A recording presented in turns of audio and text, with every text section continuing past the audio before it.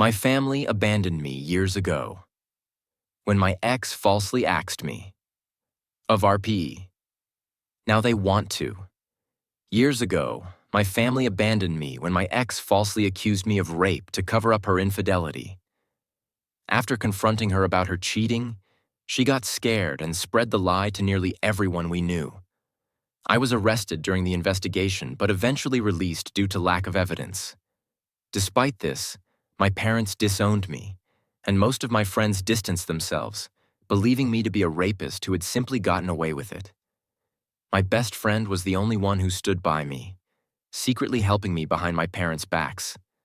Feeling completely alone, I ran away from everything. My college barred me from attending classes in person, forcing me to do everything remotely except for exams.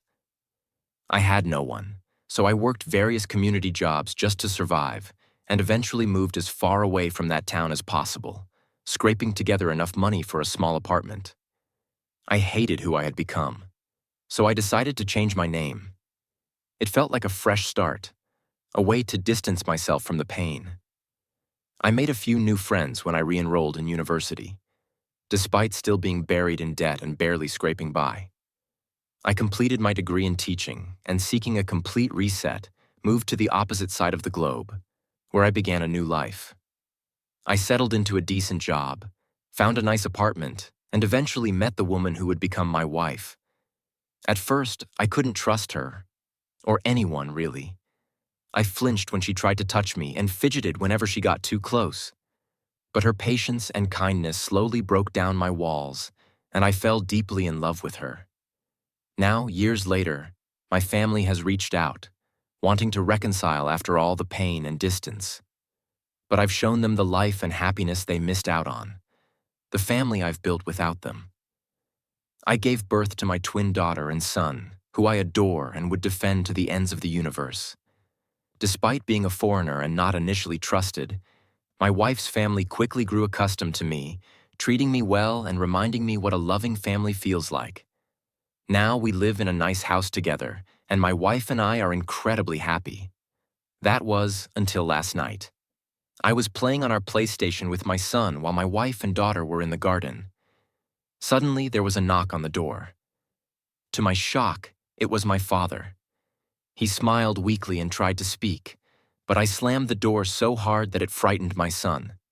I quickly took him to his room and called my wife to bring our daughter to her bed. We were both panicking. My father continued knocking, and I broke down. My wife comforted me, then went to the door to handle the situation. She asked who he was, and when he said he was my father, her anger flared up. She had a vague understanding of my past and felt nothing but sorrow for me, so she began yelling at him for abandoning me. After she calmed down, I asked her to let him in and take care of our kids while I talked to him. My father explained that he had been helping my ex-girlfriend by clearing some things off her phone when he stumbled upon a conversation between her and the man she had cheated on me with. In the messages, she expressed guilt for ruining my life and wished she could take it all back. My father didn't confront her, not wanting to dredge up a dead situation, but he quietly started looking for me to let me know that he believed me. I don't know how my father found me, but it doesn't really matter now that he's here. This is where I need help. I'm completely lost on what to do next. After wandering aimlessly through random streets, I've thought about my options alone, and I've come to some conclusions, but I'm still uncertain about the best course of action. Option 1. I could turn him away, tell him to go back to our home country and leave me alone. Option 2. I could reconcile with him and eventually tell my mother. If there's a better option, please let me know because I'm really stressed. I'm planning to take the day off work tomorrow so I can think this through. My father is staying at a nearby apartment, and I plan to give him my answer then. Thanks in advance for any advice. Comment from Gentius. He said he was helping your ex-girlfriend by clearing stuff off her phone. Isn't that suspicious? 1. Why would he still be in contact with her? 2. Why would he be snooping on her phone? No one just helps by breaking into someone's phone. That's a major red flag. This man disowned you, still has contact with the woman who ruined your life. found the truth by snooping, and somehow tracked you down halfway across the world. Is this really the chaos you want to invite into your family? Reply from T23454. You're right. None of this makes sense. It's such a mess, and I hate being in this position. I don't know what to say to him or how to respond to everything. Comment from random questioner. Master advice. Giver 26. Oh, sweetie, this is such a tough situation. People who make false allegations deserve consequences because it can ruin lives, and it's heartbreaking to hear what you went through. My advice is to keep your father out of your life. He was quick to abandon you without even taking the time to talk things through. You're already happy with the life you've built without them. Of course, it's your choice whether to forgive, but you need to think about what's best for you and your family. Of course, you're free to do what you want, but I can't help but wonder what his real motive for trying to reconcile is. Best of luck, dear, and thanks for sharing your story. T23454RP. Thank you. Part of me wants to take the eye for an eye approach and just keep him away from my family. I'm not a very forgiving person, and honestly, he needs to live with the consequences of his actions. Ballistic Pineapple. This is my first time responding, so take my advice with a grain of salt because this is really something only you can decide. I can't imagine how overwhelming this must be for you, all of it thrown at you at once. I think having your father go back home would give you the space to decompress and fully understand what's happening. You can always reach out to him later if you feel ready. But right now, this situation is being forced on you, and that's not fair. Remember, this is your life. You have the power to control how this plays out. Think about what would give you the most control and peace of mind. Take your time, process everything at your own pace, and don't rush any decisions. 23,454 OP. Yeah, you're right. It ultimately comes down to my choice. I've accepted that much. My son asked me who the man at the door was a few hours ago, and I still can't bring myself to tell him that it was his grandfather. I know it's up to me to decide if I want my parents in my life, but I also realize that I'll never get all the answers I'm looking for. I guess I'm just trying to make sense of it all by piecing together different perspectives. Looking back, I'm still baffled by how they just abandoned me like that. Maybe my ex made fake texts, but she would have had to show them to the police, and I distinctly remember the police saying there was little evidence. There was no evidence to back her up, and a lot of it still doesn't make sense. I struggle to connect the dots. Not that I really want to. Sometimes it all feels like a bad dream. Thanks anyway. I'll make a decision eventually. Update 1. Hi everyone, I'm sorry for the silence. I've made the decision not to reconcile with my father. I just couldn't bring myself to forgive him. I know some of you were curious, so here's how it went down. The day after my last post, I visited my father at his hotel. I told him straight up that I couldn't reconcile with him. He had tears in his eyes but said he understood. He mentioned that he had already told my mother about everything and cut off contact with my ex-girlfriend entirely. Like many of you, I questioned why he was still in contact with her in the first place. He claimed that she felt too guilty to let go, but I'm not sure I buy it, and neither did many of you. Still, I guess it's some form of closure. Apparently, my mother didn't take the news well and tried to get my phone number, but my father didn't let her have it. I'm wary about trusting any of this. It feels like a ploy to drag me back into their lives. After all, they tossed me out like I was nothing, and it makes me sick to think about it. My son eventually asked who the man at the door was, and I told him it was just a colleague. When my kids are older and going through their own tough times, I plan to tell them what happened in my past so they know I understand. For now, we're doing fine. This whole situation has shaken me up, but I hope my father keeps his word and respects my wish to keep my new life private. If anything else comes up, I'll keep you updated, but for now, I think this chapter is closed. Thank you all so much for your support and kind words. If you know anyone going through something similar, please stand by them. You can't just abandon someone. Be there for them and help them find happiness, even if it means moving across the globe. Update 2. I was living peacefully before my father found me, but his arrival triggered a series of events that led to this post. Recently, my family broke a promise, which deeply angered me. After thinking it over, I decided it was time to confront them directly. I flew back to my home country and met with everyone involved: my mom, dad, brother, and even the girl who falsely accused me. I was nervous, but I was stunned to realize I didn't really see them as family anymore. I recognized them, but they no longer held the place in my heart that my wife, kids, and in-laws do. My mother immediately broke down in tears, trying to apologize, but all I felt was disgust. My father tried to comfort her, while my brother stayed composed and initiated the conversation.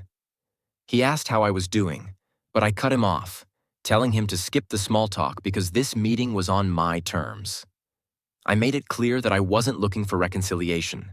I was there for closure. I also warned them that if they tried to follow me, I would call the police. I confronted my parents about why they had abandoned me so quickly, especially when the police had told them there was no proof. They admitted that they had acted rashly and that seeing me in custody had broken their hearts. I called them out for not standing by me or defending me. I also brought up a question that many of you had raised in my original post about why my father was going through my accuser's phone. He said that she asked my father to clear non-essential stuff from her phone, and that's when he stumbled upon chat logs with her friends. Since my dad was always good with technology, I accepted his explanation, even though it wasn't entirely satisfying. I then asked my brother why he had never tried to contact me. He seemed surprised and said he had reached out numerous times, but I had ignored him. It turned out he had indeed made countless attempts to contact me and offer financial help, but he assumed I had hated him because of what happened. The truth was, my mother had blocked my contacts on all her phone plans, as she was paying for my brother's old plan, so I never received any of his messages or assistance when I was at my lowest.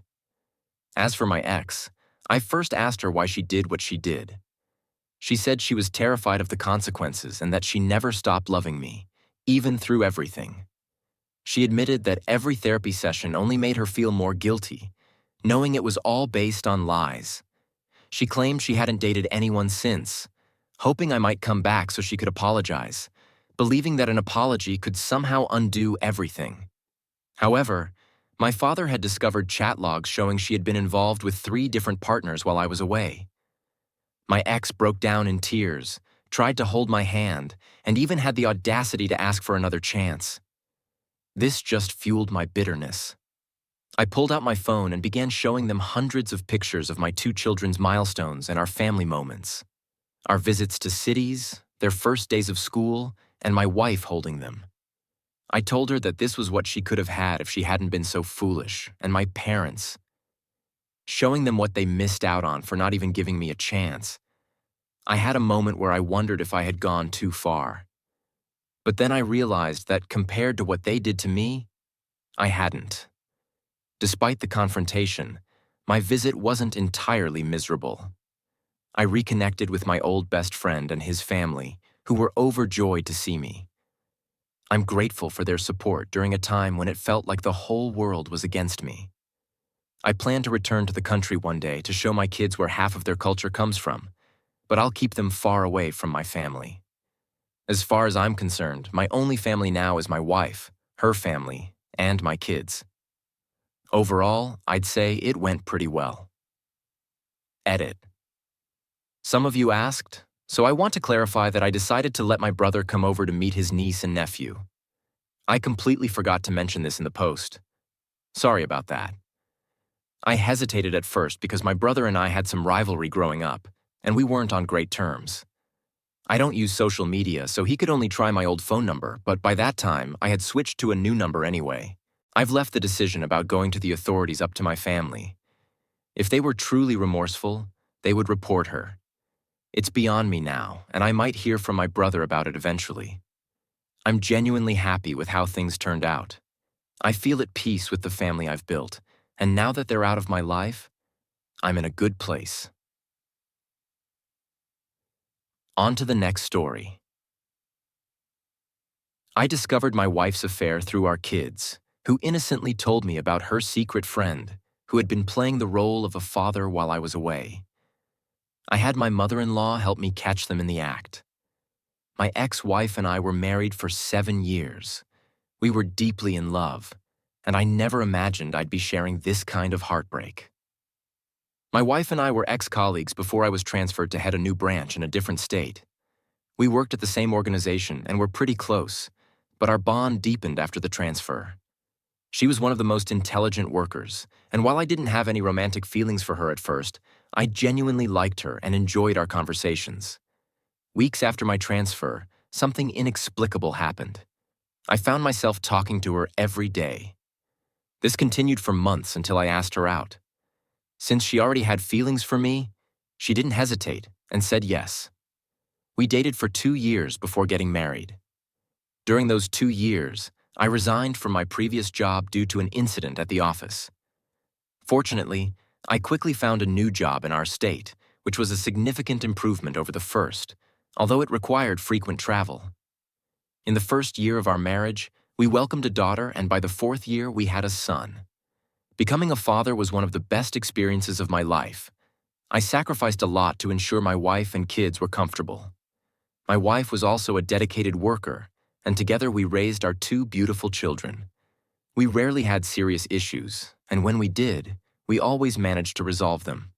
Aside from being a good father, I made a concerted effort to be a good husband too.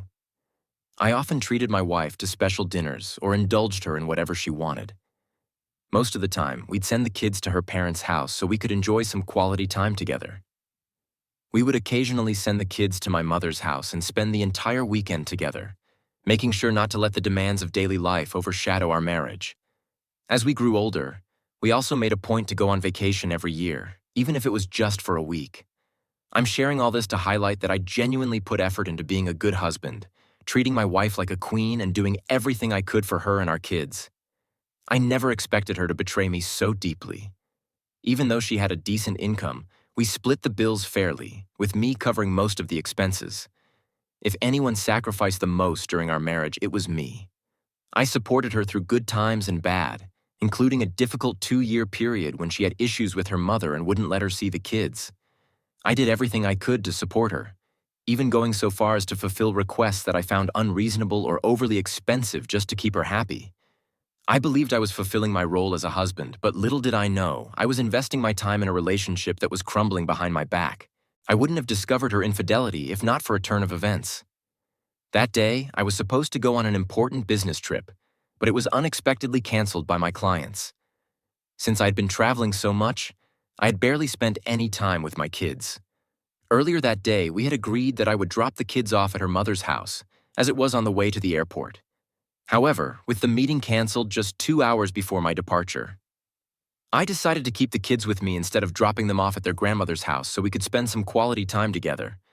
We played various games, and I even made a deal with them. If they could catch me in our tag game, they'd get ice cream. This meant breaking their mother's rule of only having ice cream twice a day, but we promised each other we wouldn't tell her. As they were enjoying their ice cream, I noticed they were whispering to each other. When I asked what was going on, they made me promise not to tell their mom. Curious and wanting to hear what they had to say, I agreed. To my shock, they revealed that my wife had a secret friend who would come over and pretend to be their dad whenever I was away on a business trip. They told me this secret friend would even spend the night in our room with my wife, and if I was coming home on a specific evening, the friend would leave early that morning. I was convinced they weren't making this up. It was too detailed and serious for children to fabricate. They also mentioned that the secret friend would give them ice cream in secret, just like I had. I was enraged at the thought of a stranger coming into my home and my wife allowing this deception. To keep what I had learned from being exposed, I asked my kids to keep quiet about it, and they promised they wouldn't tell their mom. That evening, when my wife came home, I tried to subtly gather more information from her, but she was evasive. Later, I attempted to go through her phone while she was sleeping, but I couldn't find any concrete evidence on her phone, so I decided to catch her in the act. 2 days after my kids revealed what was happening, I told my wife I was going on a business trip and would be gone for 4 days. She went grocery shopping that morning and took the kids with her, leaving me at home to prepare for my supposed trip. I told her I wasn't driving and would be taking an Uber to the airport, and she believed me. About an hour later, she returned from shopping, and shortly after, a man arrived at our house. From my vantage point in the basement window, I watched as my wife greeted him with a passionate kiss before inviting him inside. She was unaware that I was hiding in the basement.